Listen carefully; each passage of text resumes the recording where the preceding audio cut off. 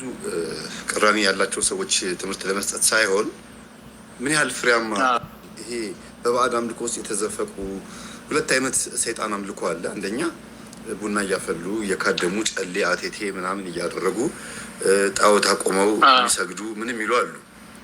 በደንብ አድርገው የዚህ ዓለም አምላክ ተብሎ የተጠራውን ሰይጣን አንተ በቃ የቤት ጠባቂ ነህ ተብሎ በስርዓቱ ቤት ተሰርቶለት እየተጠነቆለና ገልማ የሚባልም ተሰርቶለት እንደየቦታው እንደየሀገሩ ባህሪ እንደየባህላቸው ያመልኩታል። ሁለተኛው ደግሞ ሰይጣን አምልኮ ደግሞ ኮኮ ቆጠራው፣ ድብትርናው፣ ስር ማሽቀጠል በጣሽነቱ፣ አስማት ድግምቱ የሚባለው ነገር ነው እና በዚህ የተዘፈቀ ይመስለኛል የኢትዮጵያ ሕዝብ። እኔ አሁን ምን ተማርክ ቢሉኝ ከተፈወስኩበት ሰዓት ጀምሮ እስካሁን ድረስ 14 እና 13 ዓመት እንግዲህ በጣም ብዙ እውቀት ያገኘሁት ከምንድን ነው ቢሉኝ ጠላቴ ሲዋረድ ከመስማት ነው።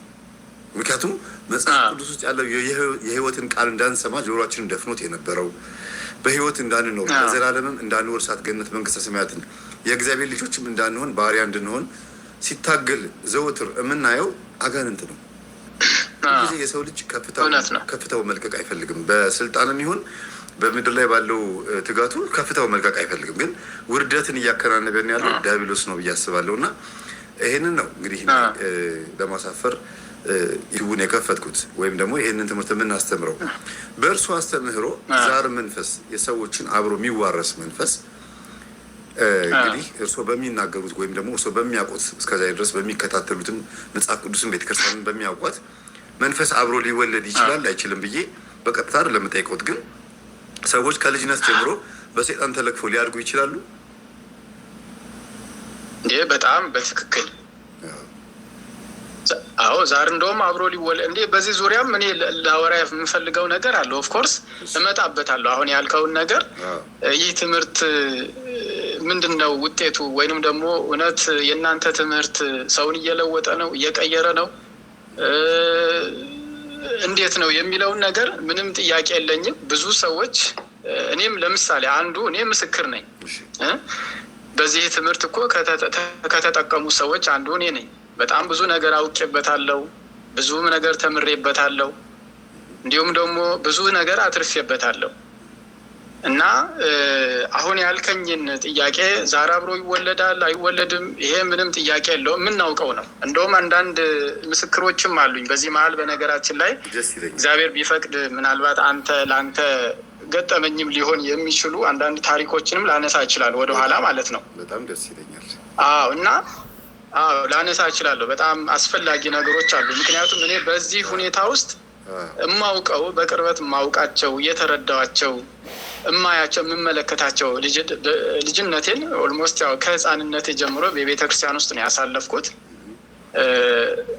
ከድቁና ጀምሮ ሳገለግል ወደ ቅስናም ከፍ ብዬ ደግሞ ሳገለግል እማያቸው ነገሮች አሉ፣ የምረዳቸው ነገሮች አሉ። እንዲሁም ደግሞ ከዚህ ከመንፈሳዊው ከአጋንንታዊ አሰራር ጋር ተያይዞ በጣም ብዙ ትርምስምስ የሚፈጥሩ ሰዎችን በቅርበት የማውቃቸው ሰዎች አሉ።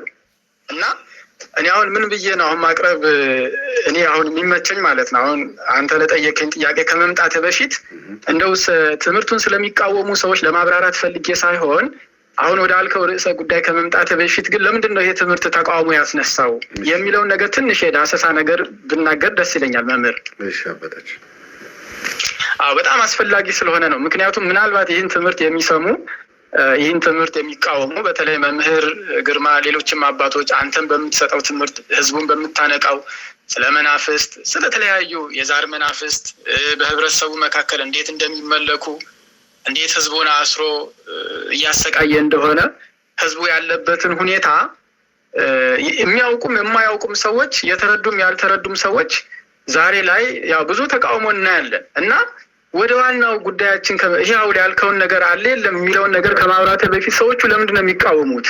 ምንድን ነው የመቃወሚያቸው ምክንያት ምንድን ነው የሚለውን ነገር ብንል የሆነ ወደ አንድ ሀሳቡን በደንብ ለሌሎችም እንዲደርስ ስለፈለኩ ነው። በተለይ በዚህ ዙሪያ ደግሞ ተቃውሞ ለሚያነሱ ሰዎች ይሄ ጥሩ ፍሬ ያገኙበታል ብዬ ስለማስብ ወደዛ ልግባ። እኔ በራሴ ግምገማ አሁን ያው ገጠመኝም መስማት ከጀመርኩኝ በኋላ የመምህራንንም በአውደ ምሕረት ላይ የሚሰጡትን የፈውስ አገልግሎት ማየት ከጀመርኩ ጀምሮ የማውቀውን እውቀት በቅርበት የማውቀውን ነገር ከራሴ ሕይወት ጋር ደግሞ አመሳክሬ ያለውን እውነታ እዛ ጋር እየተደረገ ካለው ነገር ጋር እኔ ኮምባይን በማደርግበት ሰዓት ምንም የተለየ ትምህርት አይደለም ማለት ያለውን ነው። መምህራንም አባቶችም የሚሰጡት ፈውስ በጥንት አባቶቻችን ሲሰሩት የነበረው ሐዋርያዊ አገልግሎት ነው። አጋንንትን ማስጨው፣ አጋንንትን መፈወስ፣ አጋንንትን ማናዘዝ። ይሄ በነገራችን ላይ ከጥንት ጀምሮ በገድላት ላይ በድርሳናት ላይ እንደምናነበው ያለና የነበረ ነው እና ይህ ትውልድ ግን የሆነ ሰዓት ላይ ይመስለኛል እንደዚህ አይነት ትምህርቶች በቤተክርስቲያናችን አለመሰጠቱ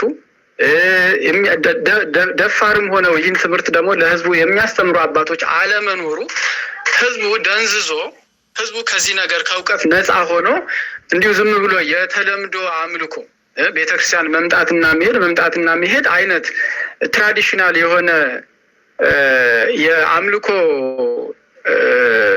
ህይወት ነው በአብዛኛው በኦርቶዶክሳዊ የምናየው እና በዚህ ዘመን ግን ይሄ ትምህርት ሲገለጥ እውቀት የሌለው ይሄ ማለ እንደ የሚል ማህበረሰብ ጥያቄ የሚያስነሳ ህዝብ ነው የተነሳው እና ሰዎቹ ለምንድን ነው ይሄ ትምህርት በሚሰጥበት ሰዓት ለምንድን ነው የሚቃወሙት የሚለውን ነገር ነው በማይበት ሰዓት የራሴ ግምገማ አለኝ። መንፈሱን በቀጥታም ይሁን በተዘዋዋሪ የተዋረሱት እና መንፈሱ የገቢ ምንጫቸው ያደረጉ ሰዎች ይህንን መንፈሳዊና መጽሐፍ ቅዱሳዊ የፈውስና የደህንነት አገልግሎት አጥብቀው ይቃወሙታል። ምክንያቱም አገልግሎቱ የፈውስ አገልግሎቱ መጽሐፍ ቅዱሳዊ ነው።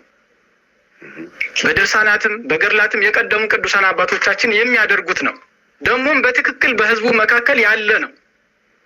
በተለይ እንደ ኢትዮጵያ ማህበረሰብ ደግሞ ያለውን እውነታ ነው ዛሬ ላይ አባቶቻችን በመድረክ ይዘው የመጡት እና